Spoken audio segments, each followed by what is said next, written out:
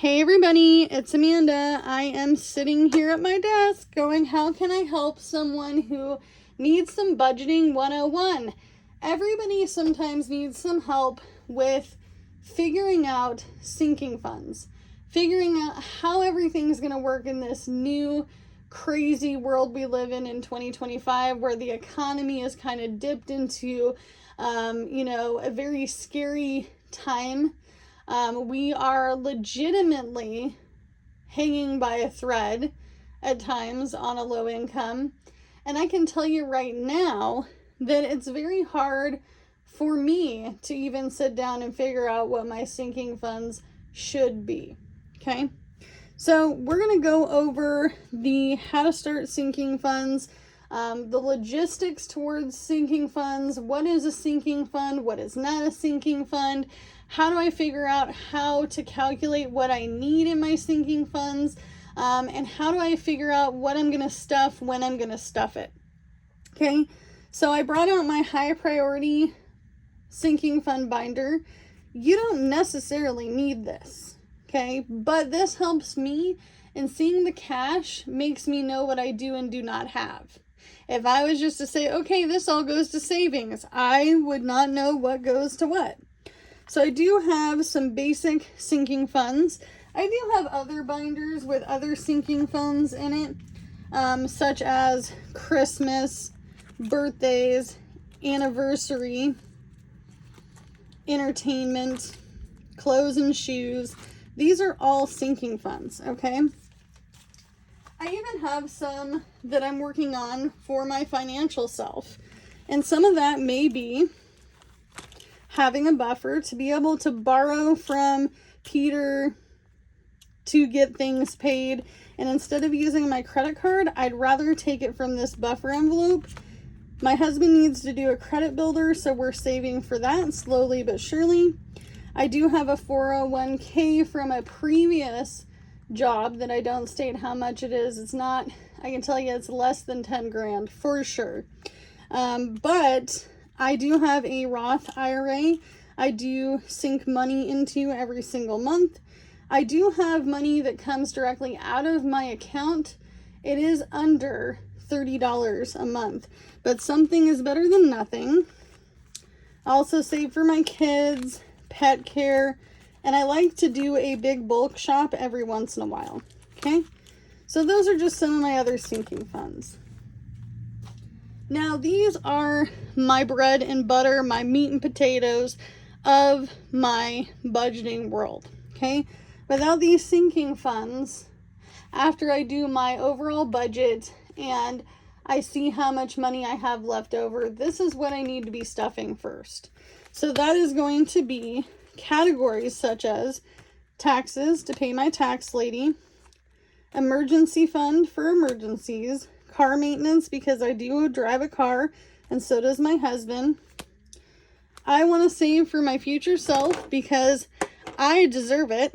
And even if it's $1 at a time, something's better than nothing. I do save for the winter, specifically to get through the 3 toughest months of winter.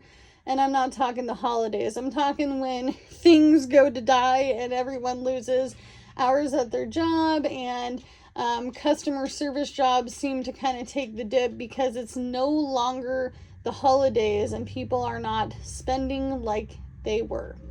So that would be January, February, March. Okay. So I'm saving for my future self with that. I also own this 1966 single wide in this mobile home park. And even though I do pay for space rent and my utilities, I legitimately still have to maintain this house. So one thing I am saving for right now is some new flooring. The other thing that I am saving for is 6 months worth of insurance. So that way that's one less thing that I have to worry about in my regular budget.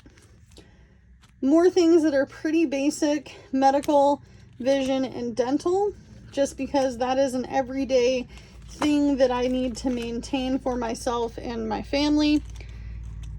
So that is my high priority sinking funds. Okay, so how do I calculate high priority sinking funds? So let's get into it. So most people can tell that I'm going to list, excuse me, my categories, my goal for the year, and whether I'm going to be stuffing weekly, bi-weekly, or monthly, okay? And we'll calculate it all out. So everyone goes by Dave Ramsey's emergency fund of $1,000. Now, I'd like to stuff $1,000 a year or more if I can. However, I am on a low income, and this might have to look a little different for me. But for now, we're just going to go over the basics. So this is not my sinking funds per se and what I can and cannot afford, but this is just an overview of how you could do your sinking funds. So $1,000 a year seems pretty doable for most incomes, okay? Even if you're on a low income, maybe you don't have as many sinking funds as I do, and you're really just trying to hit that goal, okay? And then you have car maintenance because you drive a car. I don't have a car payment. My husband doesn't have a car payment. We drive old cars, and we really have to calculate it out, okay? So let's be honest. I am not going to lie to you. I like numbers. I like to calculate it all out based off of what I think that I could spend yearly on items. So let's go over the car maintenance. So if I was to be totally honest with you, I'm going to be spending some money on some used tires every year. And if I didn't drive for a living, I probably would spend around this much for my husband's car. Okay, for my car, it's about a little bit more than that. And I'd get tires yearly. And then I calculated around 3 average oil changes because that's what Google told me that the average household usage for an oil change for basic maintenance would be for the year. And then I added chains in here because even though I don't have winter tires for either of my vehicles, I do have to do some winter driving, and you know, sometimes chains snap and you have to get them every year, okay? Or they're rusted. It just depends on how you maintain the chains, right? And I could put snow tires and all the different things.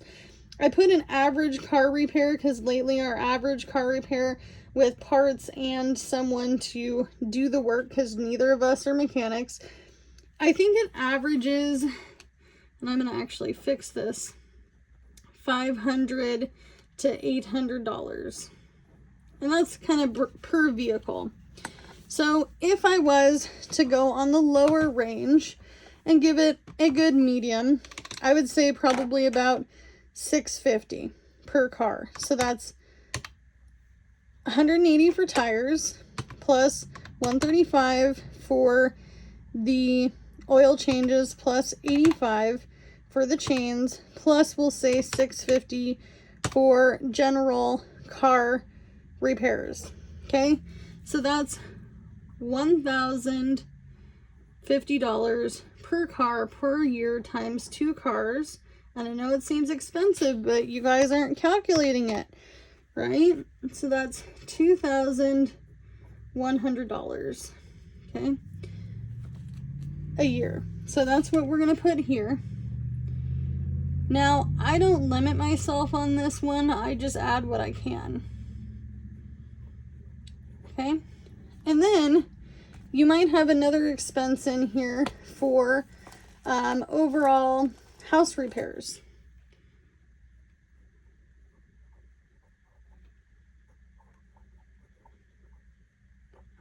Now, I did look it up. The average house repair a year costs anywhere between $800 to $1,200 because you're not necessarily using it every single year.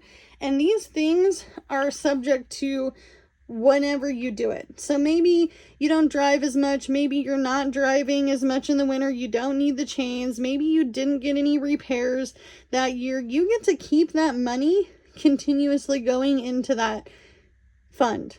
So you're constantly sinking money into that fund.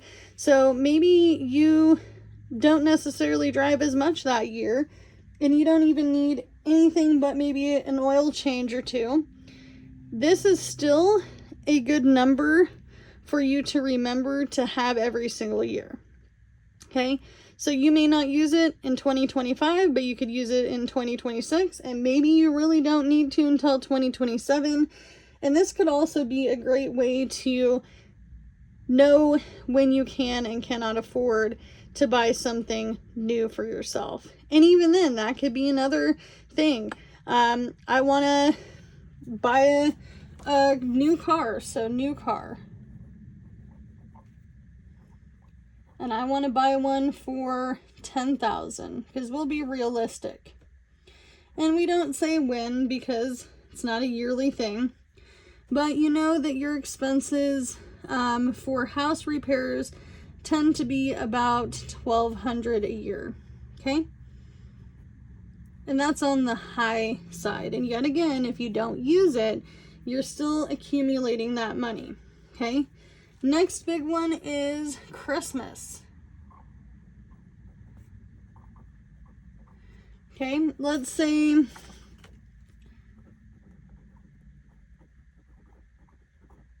you have dinner.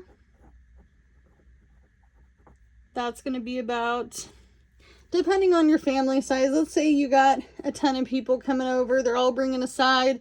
That runs to be about $150. That's with the paper plates, that's with the cups, that's with any little side gifts, games, anything like that.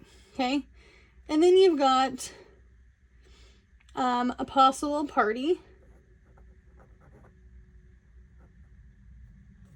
And that's going to cost you, because you may go to the party or they may come to you. Maybe you're just doing desserts and appetizers. That could be another $65. Okay? And then you decide kids. Maybe you don't have kids, but you got grandkids, or you have got someone in your life that you buy for that is a child. And an average game for my boys now costs $70. Okay? And then if I wanted to buy another small gift or a few small gifts and stocking stuffers, I'd say that's another $100. So that would be, for me, 170 times 2 kids. So times 2 would be $340 for the kids. And let's say you do white elephant at work, and you got to get a gift card for $25. Okay? And then you've got your spouse and or other people you buy for. Maybe you're doing $50 for 3 adults. So adults. And I know this seems tedious, but this is the best way to know. And you got to stay within your budget. And maybe you keep the list on the second page so that way you know this is what I spend and this is what I need. So that way you're on budget. Okay? So Christmas, if I was to do all this, which I don't, but this just gave me ideas because I watch other people budget for theirs, plus 340 plus 25 plus 150 equals $730 a year. Let's double check that because I don't feel like that's right. 150 plus 65 plus 340 plus 25 plus 150. Yep, 730. And I feel like that's pretty reasonable. Okay? And I probably don't spend this much on kids. I give them about $150. And I don't do white elephant at work. You are not required to. If anybody tries to tell you you have to, tell them, hey, it's not in my budget. Okay? So as you can see, it's starting to add up, right? And then you've got Thanksgiving.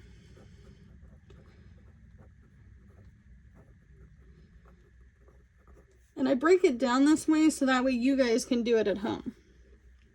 So Thanksgiving, you got dinner. we'll say, yet again, $150 on the generous side. And then you go to a party and you have to bring dessert. Maybe you just spend $30 on dessert. Okay, and then you decide that you're gonna go to the pumpkin patch.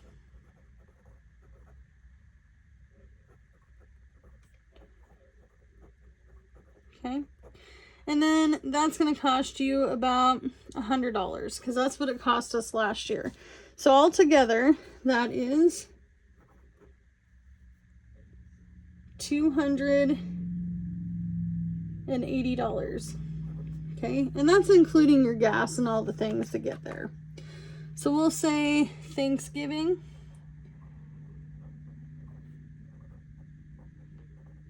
/ fall. Okay, and that rounds out to be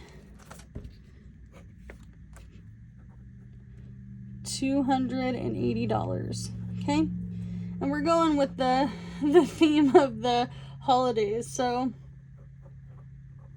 Halloween, you get a costume for each of your kids, and $45 is my max I'll do.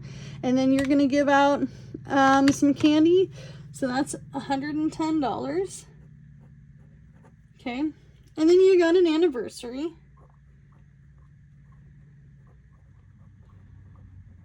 and you decide to go out for dinner and a movie. Could be another $100. Okay, and I feel like that's a lot of sinking funds, right? And that's what a lot of people strive to work towards. And we'll say birthdays. And maybe you have, we'll say, 2 kids like me. So that's $200. A gift plus a little party or a dessert. My kids are getting older, so they don't do the crazy parties. Okay, and then you've got, let's say, 5 adults, and all you can afford is $50 a piece. That's $51, $52, $50. So that's $450 a year. So these are all yearly.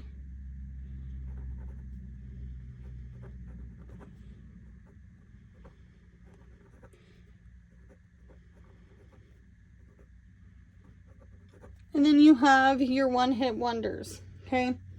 Which is all these things, okay? Now, some of these you'll want to do yearly, and some of these will be continuous, okay? Maybe you are looking to get a new home.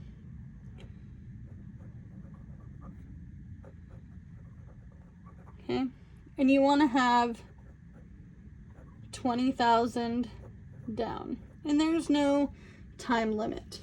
Okay, these are all things that I see on everybody's budget list, besides maybe a few. And you may not celebrate holidays like that, but that was the easiest way. So I would write this down on a separate piece of paper. And you know, another thing I was thinking of is I need to start keeping track of my emergencies. When does it happen?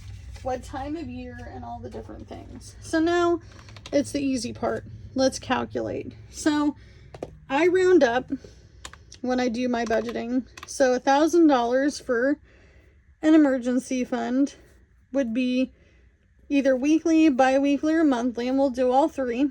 Okay, so you would divide 1,000 by 52 weeks out of the year. Technically almost 53. So that'd be $19.23 and right? I'm going to round up to $20 every single week. And then you've got bi-weekly, dividing that in half would be $10. And then if I did 1,000 divided by 12, which would be monthly, that would be roughly around $84 rounding up. Okay, same with the car maintenance, divided by 52 would be around $41. Okay, and then 41 divided by 2 would be around $21. Okay, and then 2100 divided by 12 would be 175 every month for a year. Okay, and then going down to house repairs, 1200 divided by 52 would be $24. Okay, 24 divided by 2 is 12. Can you tell I like math? Basic math. And then we've got 1200 divided by 12 months would be 100. And even though I think I know I can do it, I calculate it every time, and then I'll go through again and calculate a third time. And then this is the biggest one, 10,000. Maybe you don't want to necessarily do this by the year, but you could go 52. And that would be $193 a year.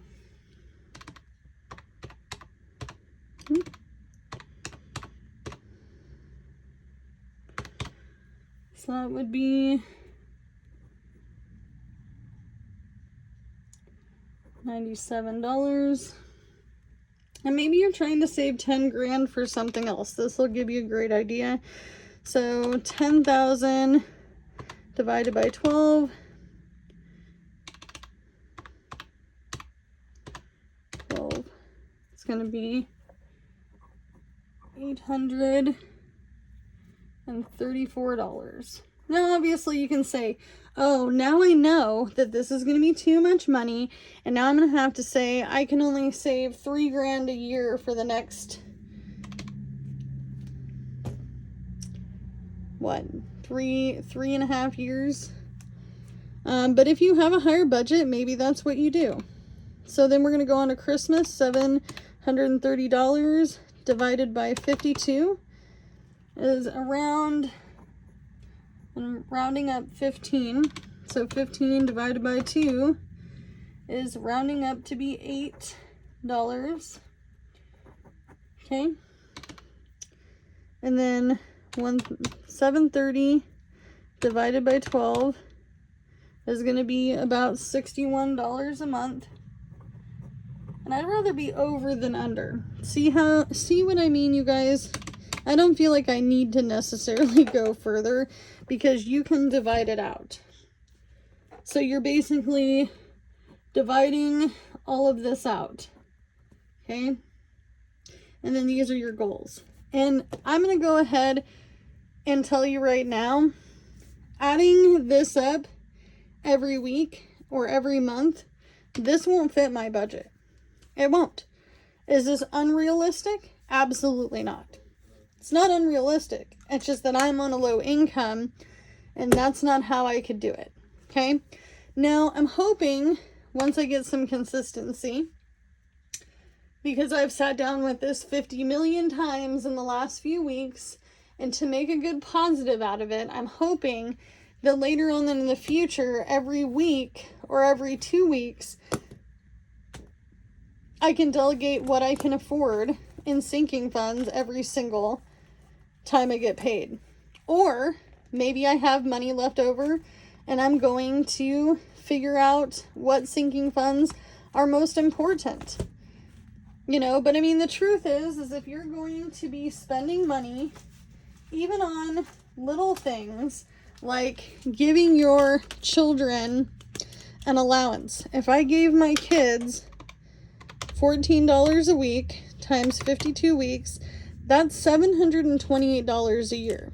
Now, this is where the savings challenges come into play, such as these, or little ones like these, and this will help boost these funds, and that's why people use these. For instance, these Christmas ones are all $2 a piece, right? And you just add $2 in here to continue to add towards whatever your sinking fund may be. You know, and for me, like, I want to put my pet stuff in here. I put $140 in here last month, and I still have $60 left over because I didn't actually need to spend the whole $140. So this is rollover money.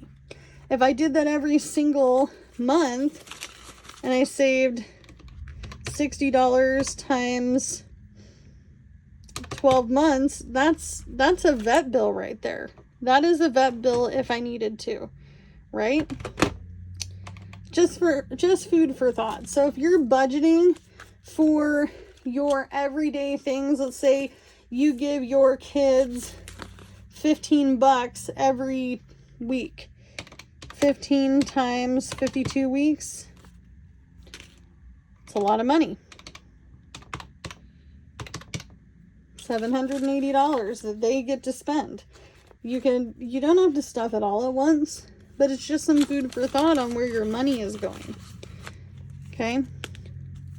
And same with retirement. If I put $10 a week into this, so 10 times 52 weeks, that's $520 that goes to my future elder self. Okay?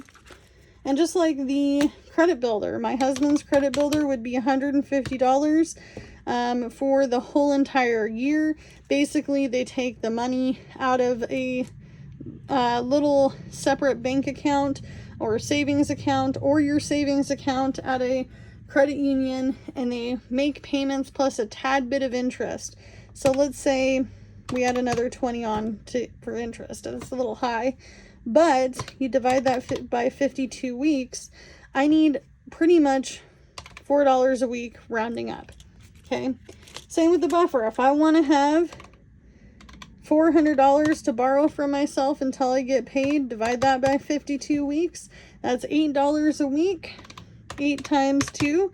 Bi-weekly, that's $16 every paycheck. Okay. And some things you may not need to stuff as much as others. Like I do have a sinking fund here that I only pay literally yearly. And some of these are like one-hit wonders. If you had the money to go ahead and put into birthdays or Christmas and you have the extra, slap it in there. Then you don't have to worry about doing it every week or bi-weekly. That's harder. This is much more sensible if you're on a tight budget. Okay, but this sinking fund only happens once every 6 months or year. Okay, and I can tell you it's getting kind of high. So $188 for my P.O. box. I use it for YouTube. I use it for Etsy, mostly Etsy. Divide by 52. So it's costing me $4 a week. Do I have to have it for my business? Yes. Do I have to have it for YouTube? Not necessarily. But that's kind of an idea. Okay. Some things you can play with. Maybe you can't afford, $730 in Christmas, and you really realize I can't really afford that. The other thing you can do, this is not my income, is you can take your yearly income, and we'll go low. We'll say my yearly income is $22,000. Okay. And I know that $22,000 is not a lot, but my bills, my wallet stuffing, my wallet stuffing is like gas, food, spending money, personal stuff like that. Okay. And I need to times that by 12. I am over that amount. Now, let's say I have another yearly income and I make $400 a month times 12. That's another. So this is yearly income number 1, number 2. So 4,800 for that income. That is not my side hustle income. It's just a play number. Okay. So altogether, $22,000 okay, plus side hustle money would make it 26 for one person. Okay, and let's say this is our spouse. Okay, and they make around 18,000 a year. Maybe it's a husband or a wife. Doesn't have to be me, because it's not.